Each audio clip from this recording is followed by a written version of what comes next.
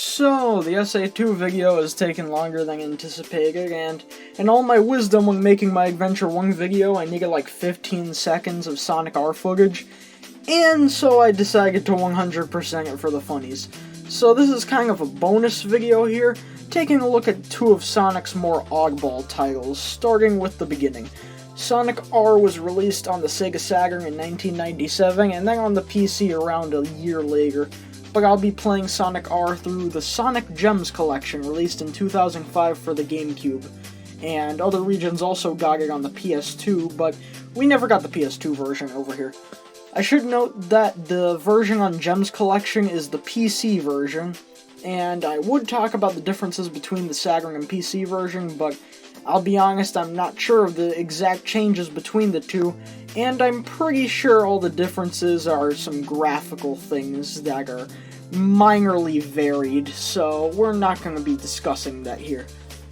Sonic R is actually pretty interesting because we know the game now to have mostly negative reception, but back when it originally released, the reception was pretty mixed. Sure, there were some negative reviews, but also a few above average ones too. Game Informer gave it a 7.5 out of 10, and Electronic Gaming Monthly even gave it an 8 out of 10. And it seems like the mostly negative perception of this game started when it got re-released on Gems Collection. Now, I personally have dabbled in it, around 2017-ish, I want to say. I got into a pretty big emulator phase for GameCube stuff, and that's how I first played Sonic R. I remember not hating it as much as everyone else did, but I also haven't touched it since, so it'll be interesting to go back. So for both of these games, I'll mostly be looking at the single-player aspect, because for Sonic the Fighter specifically, there isn't much to do other than that, and for Sonic R, I just don't care about all the other stuff, to be frank. But again, we'll get there when we get there. Anyway, so Sonic R, does Sonic R have a story? I'm being serious here, let's see. Alright, so apparently it does. Sonic and Tails are relaxing and enjoying life, all that good stuff. I'm gonna assume this is sometime after 3D Blast or something, I don't know, it's not really specified. While chilling out, Tails spots a sign for a World Grand Prix, and thinking it to be some fun, Tails tries to convince Sonic to join with him. Although Sonic is initially uninterested, but sees Eggman as joining the race, and so decides to compete. Alright, this is where stuff gets a little bit dumb. Eggman was apparently watching the duo from a camera, and declares that he'll not only get the Chaos Emeralds, but also beat Sonic in the race, along with the presumed help of the 4 main unlockable characters. Since they're all Eggman robots, it only makes sense. They also mention that Knuckles will be racing because Sonic is there, why not? And Amy will be racing because she's hoping the victory will impress Sonic, which makes a lot more sense. So, to run through this real quick, it's never explained how Eggman will get the emeralds, and in the game, they're just kind of laying around the racetracks, and it's not really explained how they got there. Interestingly enough, though, in the Japanese manual, Eggman states that he knows the emeralds are somewhere along the track, and is hoping Sonic and the gang will do the job of tracking them down for him, which makes a lot more sense, but for some reason this plot detail is just removed from the English versions. You don't even get this story anywhere in the game, it's only in the manual and it doesn't really matter, so let's move on. So, let's run down all the Sonic R modes I'm not going to be talking about because they're not that big a deal. So, obviously there's the multiplayer, which is pretty standard, time trials, which is self-explanatory, apparently there's these 2 bonus modes, this balloon mode where there are 5 balloons scattered around the map and you gotta pop them all, which I actually didn't even know was in this game until I was researching for the script to make sure I covered everything. And finally, there's a mode where you gotta tag 4 players, which, funnily enough, I only remember from that pretty dumb Tails doll creepypasta of all things. Alright, so let's get to the meat of things. And I use the term meat pretty loosely, Jesus. Only 4 courses and 1 unlockable track, yeesh. The characters are a little better, I guess. We have 4 starting characters, Sonic, Tails, Knuckles, and Amy, and you can unlock Eggman, who isn't even hidden on the character select by beating all the courses in the Grand Prix. There are also 4 other unlockable characters that I'll talk about in just a second. So our 4 stages are Resort Island, Radical City, Regal Ruin, and Reactive Factory, with the one unlockable stage of Radiant Emerald being unlocked by beating the other 4 stages. And even then, Radiant Emerald is just okay. It's not that challenging, doesn't have any collectibles to get, and might as well be a victory lap. It ain't exactly a rainbow road if we want to draw a comparison. Getting the other 4 unlockable characters is a bit more involved though. See, throughout the stages there are these 5 tokens for you to grab, and I believe if you place top 3 of a race after collecting all the tokens, you go to race against a certain character depending on the stage. You unlock Metal Sonic in Resort Island, Tails Doll in Radical City, Egg Robo in Regal Ruin, and Metal Knuckles in Reactive Factory. If you beat the character, then you unlock them, which shouldn't give you too much difficulty, because the AI in all 4 of these races is not only slow, but also as dumb as a bag of bricks. Each course also has a Chaos Emerald. These and some of the tokens are generally located behind these ring gates that you need a certain amount of rings to enter. Each stage also has 2 emeralds, except for Resort Island, which for some reason only has 1. Unlike the character tokens though, you need a place first after collecting the emerald or else it doesn't count. Getting all the emeralds rewards you with Supersonic, who is objectively the best character in the game. He has super high acceleration, super high speed, and can even almost infinitely float on water. He's broken.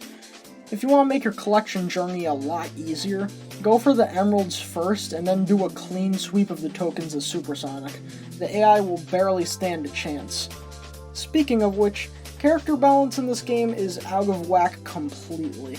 You might say, Hyper, you're probably the only person that cares about the character balance in Sonic R. To which I reply, yeah, probably.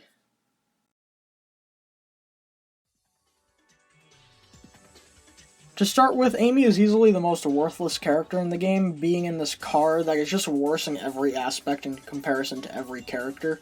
It has this boost mechanic, but that doesn't help her case at all.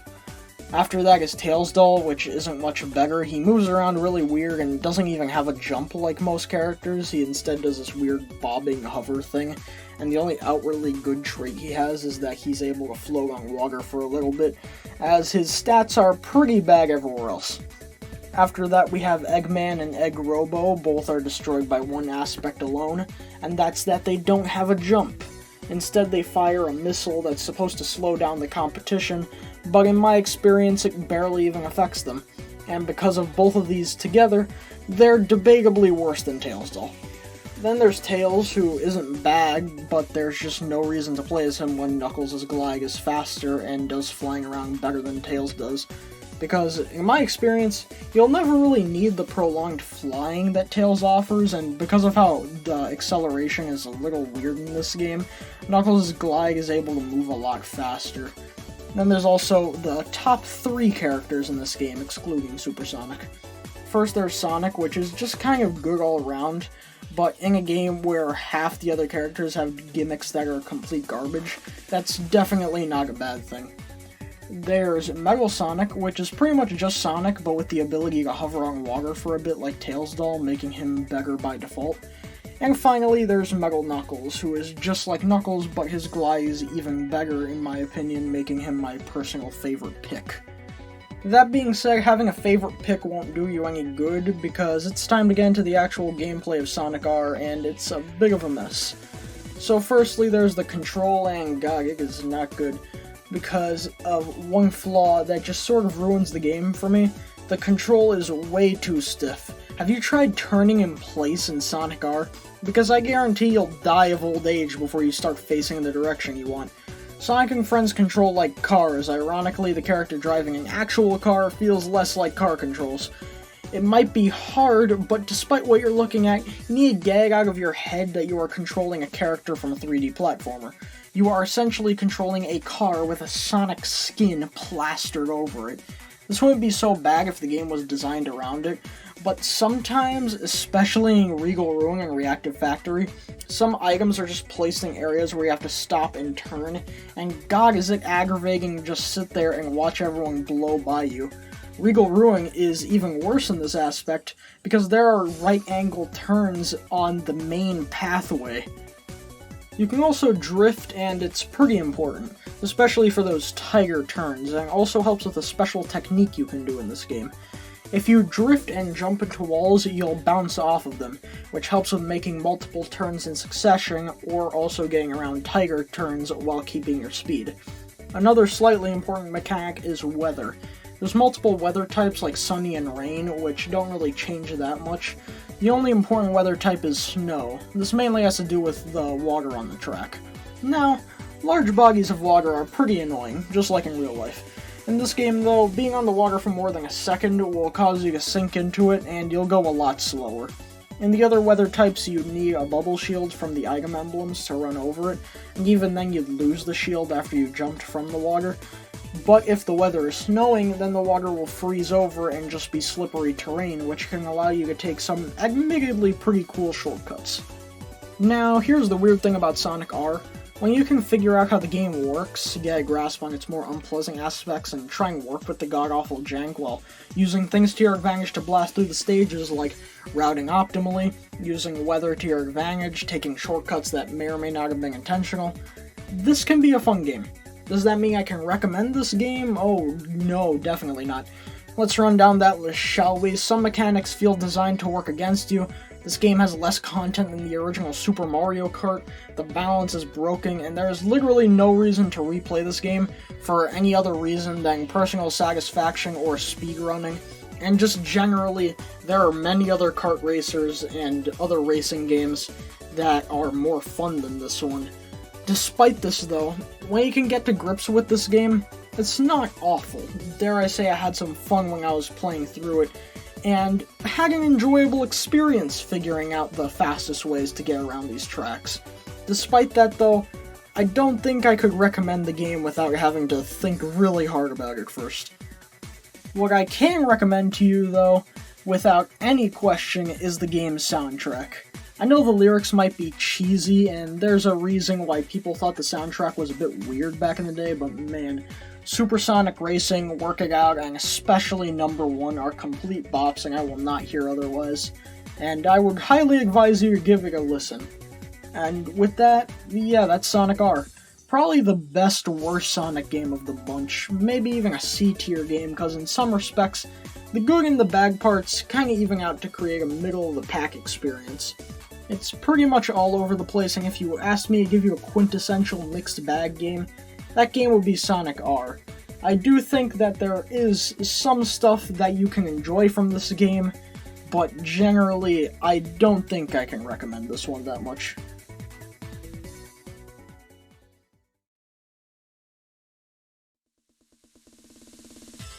Well, that was an experience, but we are not done yet, because we've still got another game to go. The most notable, and from what I can assume, the most widely recognized of Sonic's arcade lineup, Sonic the Fighters. This little number was released in arcades in 1996. It was most common in Japan, because of course it was. Although apparently there were some put out in North America, but from what I can gather, finding one is as difficult as trying to coexist with feral tigers. Thankfully for us, though, this game was part of the Gems collection alongside Sonic R, and later got a remastered port that added some content on Xbox 360 and PS3 in 2012, which is really weird, but much appreciated if you ask me.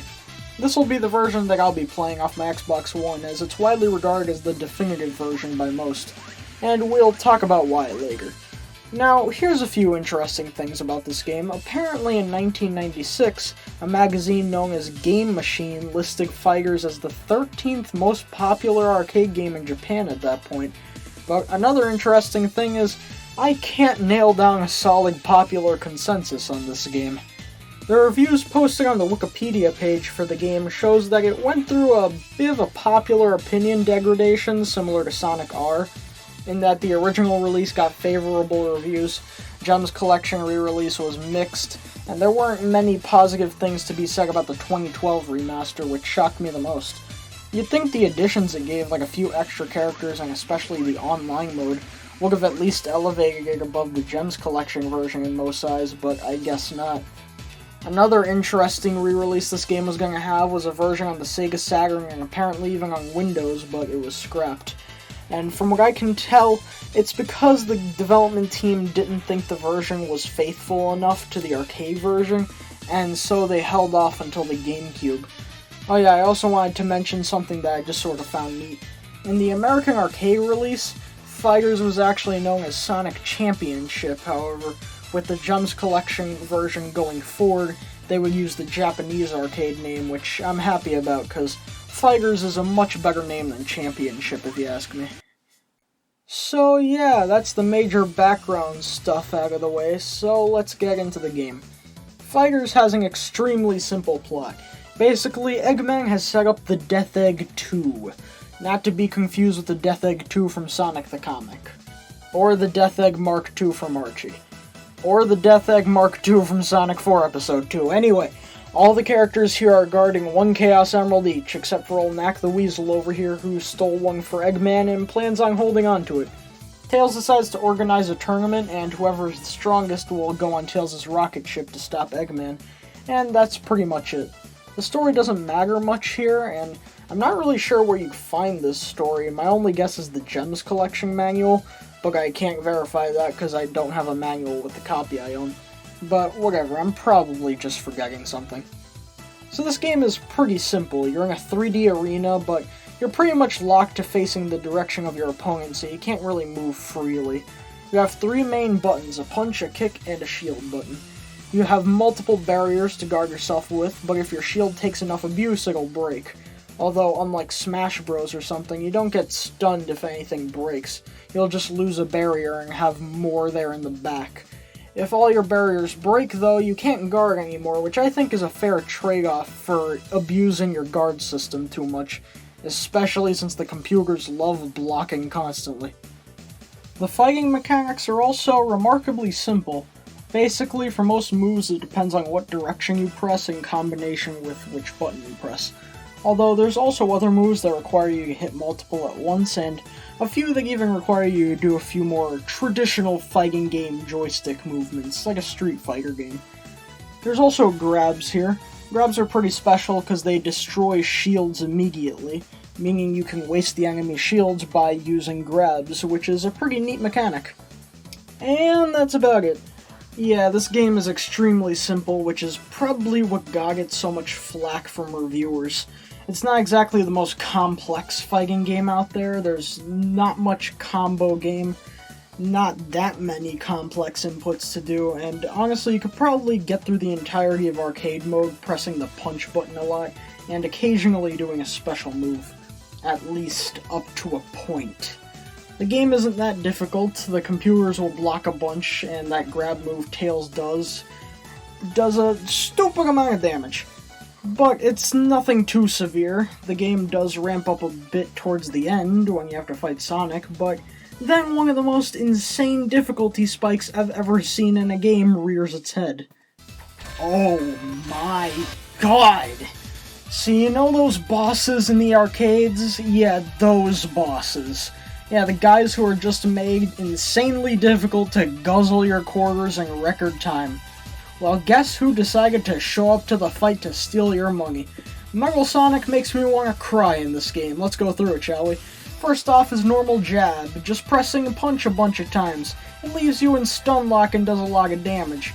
It even puts you on the ground afterward, perfect for a follow-up. The final hit of the jab can also hit you even if you're blocking. Next, he has a laser move that comes out faster than it has any right to, especially since it does nearly half of your health bar. There's a flying move that you gotta react fast enough to be able to either block or jump over with a move that happens to go high, and the most terrible is that he has the same grab move Tails does, but it does slightly more damage, because hey, why not? He was starting to look a little underpowered there. On top of that, he also has a plethora of other moves that he never uses, but when he does, it'll come out of nowhere and probably kill you. I mean, it's cool how the ramming attack references his dash from Sonic CD, and him shooting stuff out of his middle piece would be used again in Sonic 4 and Sonic Mania, but my god, can we calm down, please? Worst of all, the AI seems to be smarter than your average AI opponent, and can nearly read your mind sometimes, as anytime you hit its barrier, it will grab you, and its grab will most likely trump yours if you try to call it. It'll ram you if you try to make some distance, and generally always seems to be one step ahead. Honestly, I don't have any well thought out and skillful strategy here. The only way to beat him is to just do it, so good luck. Funnily enough, you actually fight Eggman right after him, but he's one of the easiest fights in the game. The whole gimmick is that you have a short time limit to just incinerate the dude, and if you don't do it in time, you get the bad ending, in quotation marks there, which isn't that much worse than the good ending. Put it to you this way. The bad ending, Eggman's plot gets foiled and he leaves with Metal Sonic. The good ending, same thing pretty much happens, except Eggman got beaten all the way to Hell's Gates.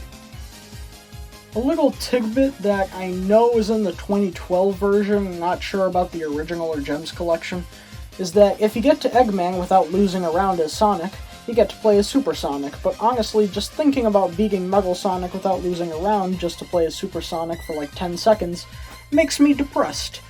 Now, speaking of which, let's talk characters. We got some mainstays at this point in the series, Sonic, Tails, Knuckles, Amy.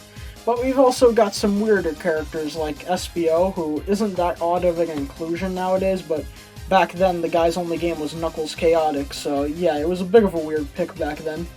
But there's also Knack, who is in a similar situation as SBO, although SBO got a lot more appearances than Knack after this. Anyway, back then his only appearance was in Sonic Triple Trouble on the Game Gear, which was actually a fun game, I quite liked it, but still a little more obscure even at the time. Finally, we've got two new characters, Bean the Dynamite and Bark the Polar Bear.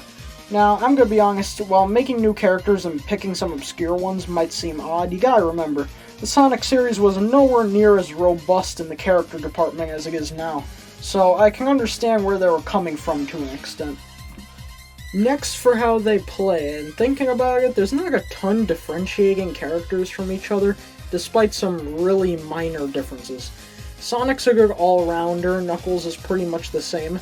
Tails uses Sonic as a base, but has some moves changed around for better and worse. Amy and Bark are pretty similar, although Amy's a bit faster on her feet and Bark hits harder. And SBO is kinda weird. Then there's Knack and Bean, who are the most unique, and when I say Knack's unique, I really mean Knack's kinda bad.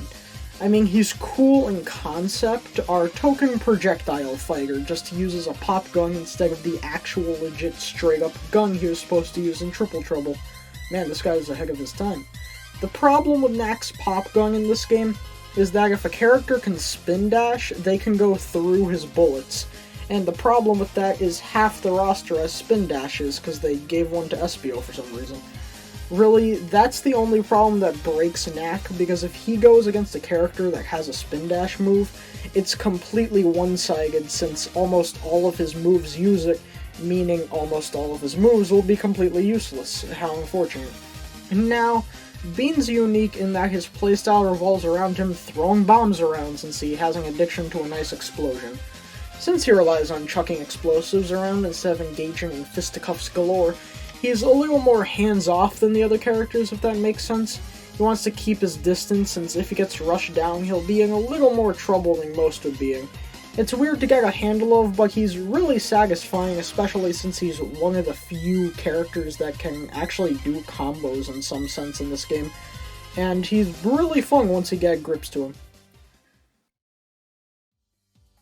All in all, I like how these characters work. I feel they go well with the more simplistic fighting style this game has. However, Sega just couldn't help themselves with that 2012 port, and as such, we have 3 extra characters. The main headliner here is Honey the Cat, based on the character of the same name from Fighting Vipers. Although you might know the Honey from Fighting Vipers as Candy, as that was her name over here. This is another important part of Fighter's development, but I wanted to save it to mention it now. Fighters was heavily based on Fighting Vipers, so much so that there's data of Sonic and Tails unused in that game. It was made in one of the developers' spare time as a joke, however. This ended up getting presented to Yuji Naka, who loved the idea, and that resulted in Sonic the Fighters being made, which is pretty cool if you ask me. Honey's character data was in the arcade game, but she wasn't playable or even seen in any capacity. But the 2012 version makes her playable, and while she's not my favorite character here, I'm pretty happy about it. And there's our 2 additional characters, where they basically just let us play as Eggman and Metal Sonic from the story mode. Just now you get to see their full movesets instead of the 4 moves the computer likes to cycle through. Eggman's not exactly the best. He's pretty much just as bad at defending himself as he was at the end of the arcade mode, since he's pretty slow when attacking, although it's nice that you get to use him for a full round now, instead of the short little moment at the end of arcade mode. Metal Sonic, however, is the character that kid would play as. Yeah, you know, that kid, the kid who invited you over to play Smash Bros. Brawl and said he mained Mega Knight. Yeah, that kid also mained Metal Sonic in Sonic the Fighters, cause he's just as broken in the multiplayer as he is in the arcade mode. Just now, since you have full control, you can do some absolutely disgusting things, especially since he moves faster than everyone else in the game. It's utterly ridiculous. Weirdly though, even though you can play as Honey in all the game modes, Metal Sonic and Eggman are multiplayer only, which presented a bit of a problem for me, as since this was originally an arcade game, there's no CPUs to fight against here, human beings only. Thankfully, I was able to get some offline multiplayer assistance to be able to show them off, although the multiplayer session did make me slowly realize I'm really the only person who enjoys playing this game. The 2012 version also includes online, and I wish I would have gotten some gameplay of it, but as you can no doubt imagine, the Sonic the Fighters online community isn't exactly the most active community out there.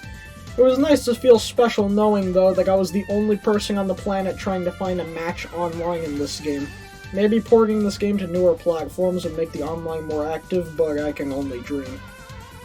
Overall, I know this game might be too basic for some, and the way that you can just mash your way to victory with ease might turn off a lot of people, but I can get quite a bit of enjoyment out of the game. Is it anything outstanding? Not really.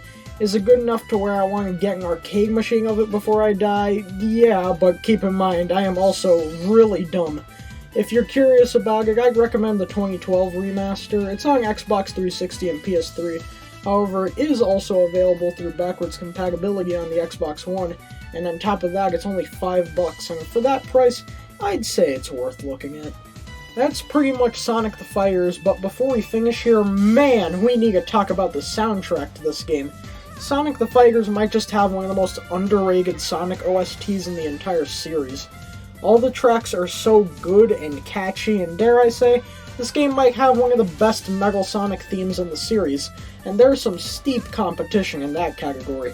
Since each stage is also given to a specific character, you could say that the stage themes act as character themes too in some way, like Mushroom Hill for SBO, Wing Fortress for Sonic, etc. But man, it's some good stuff and more people got to appreciate it, so I heavily recommend you listen to it.